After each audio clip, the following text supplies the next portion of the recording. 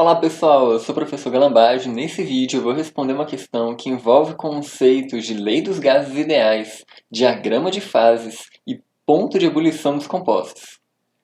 Essa questão caiu no Enem de 2010 e dá um pause para que você possa responder ela com calma, porque logo depois da bolotinha vai rolar uma química.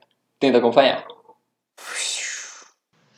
Sob pressão normal ao nível do mar, a água entra em ebulição a temperatura de 100 graus Celsius. Tendo por base essa informação, um garoto reside em uma cidade litorânea e faz a seguinte experiência. Colocou uma caneca metálica contendo água no fogareiro do fogão de sua casa. Quando a água começou a ferver, encostou cuidadosamente na extremidade mais estreita de uma seringa de ingestão desprovida de agulha na superfície do líquido e, erguendo o êmbolo da seringa, aspirou certa quantidade de água para seu interior, tapando-a em seguinte. Verificando após alguns instantes que a água da seringa havia parado de ferver, ele ergueu o êmbolo da seringa, constatando intrigado que a água voltou a ferver após um pequeno deslocamento do êmbolo. Considerando o procedimento anterior, a água volta a ferver porque esse deslocamento. Então vamos fazer uma representação do que acabou de acontecer. Nós temos uma caneca que estava com água disposta sobre uma chama. Então veio um rapaz e pegou uma seringa e com essa seringa ele fez esse movimento de aspirar, de erguer o êmbolo, e nesse momento uma parte do líquido entrou dentro da seringa. Quando esse líquido entrou na seringa, ele estava numa temperatura de 100 graus Celsius. No entanto, posteriormente, após entrar no equilíbrio térmico, essa temperatura do líquido baixou um pouco e ela parou de ferver. E nós tínhamos a seguinte situação. Uma seringa com o êmbolo e dentro dessa seringa nós tínhamos o líquido. Posteriormente, o rapaz puxou esse êmbolo com essa extremidade tampada e ele verificou que depois de ter puxado o êmbolo, o líquido que estava aqui dentro começou a ferver novamente. Então ele começou a evaporar. Então uma representação aqui do estado líquido, uma representação aqui do estado gasoso, indicando que está evaporando. Pessoal, a primeira situação que deve ser observada aqui é que este é um sistema fechado. O que isso significa? Não entrou nem saiu gases depois que essa parte do êmbolo da seringa foi estancada. Se é um sistema fechado, a gente vai poder dizer que vale a relação dos gases ideais. PV igual a nRT numa situação antes de ele puxar o êmbolo e numa situação 2 depois de ele fechar o êmbolo. E valendo a lei dos gases ideais para essas duas situações num sistema fechado, o número de mols vai ser idêntica.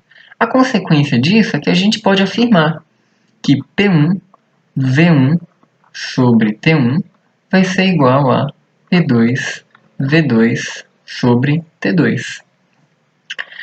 A partir dessa relação que nós temos, podemos estabelecer o seguinte. Dessa primeira situação para a segunda situação, a variação que nós tivemos foi na variação do volume do êmbolo.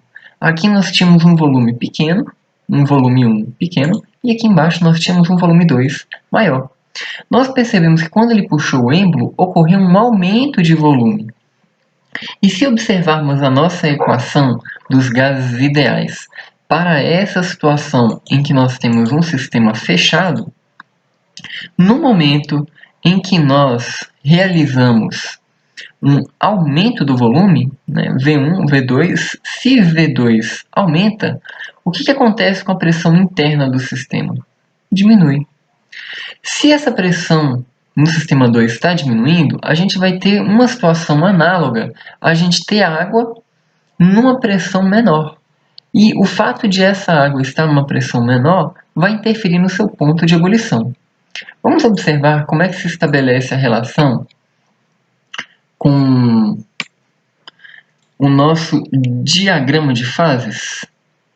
Esse diagrama de fases é uma representação que nós temos para poder descrever os diferentes pontos de fusão e ebulição das substâncias. E o diagrama de fases ele tem uma representação similar a essa daqui. Aqui nós temos um conjunto de pressão e temperatura, e nesse diagrama de fases nós vamos ter a representação dos três estados físicos da matéria: estado sólido, líquido e gasoso. O que nós podemos perceber a partir da análise desse diagrama de fases é que quando nós temos a seguinte situação, uma redução da pressão, nós temos o gráfico da pressão, quando nós temos uma redução da pressão, temos uma tendência de o material passar do estado líquido para o estado gasoso.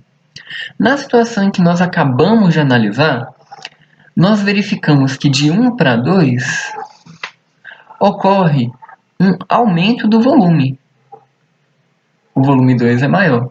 E nós acabamos de analisar também que a consequência disso é que a segunda pressão é uma pressão menor.